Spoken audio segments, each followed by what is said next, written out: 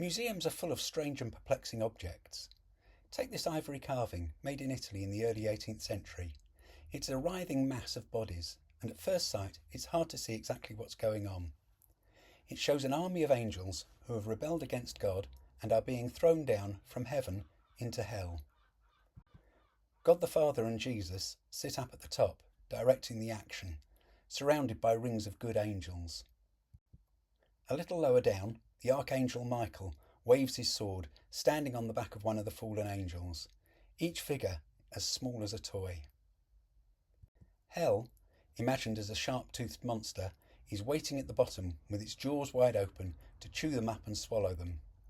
We can see the various reactions of the fallen angels or devils as they realise what fate awaits them. However, they're devils. They're bad. We don't have to feel sorry for them. We might even think, serves you right. The complex mass makes it difficult at first to see individual figures.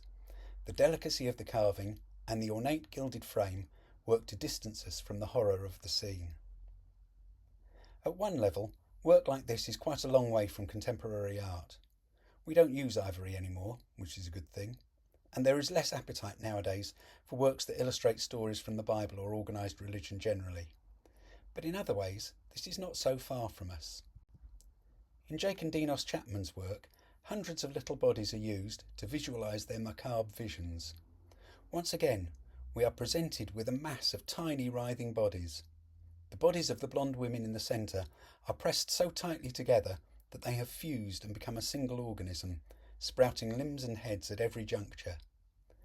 Both the 18th century artist and the contemporary ones are interested in the spectacle of a mass catastrophe rather than an individual tragedy.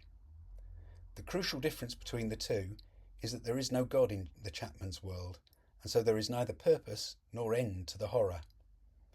And while this mass of bodies and heads herded by zombie Nazis is terrifying, it's also funny. There is something comical about the zombie Nazi riding a pig and the rats tucking into a severed head that has fallen to the ground. The Chapmans use a kind of Warhammer aesthetic as well, which, like the gilded frame on the 18th century ivory, distances us from the scene. The humour doesn't defeat the horror, but sits beside it and gives us something else to think about. The Chapman Brothers and the unknown Italian ivory carver are not the only artists to have thought about these things. Each time an artist picks up the subject, they emphasise a different aspect.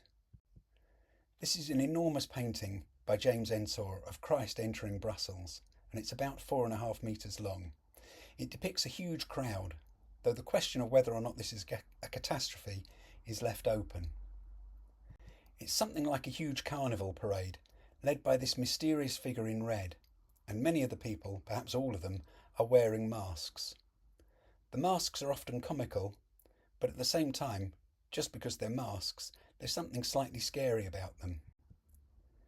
Even the soldiers look like they're playing at being soldiers. In the centre of the picture, we can see Jesus riding on a donkey. He doesn't exert any of the power that the figure of Jesus does in the ivory carving.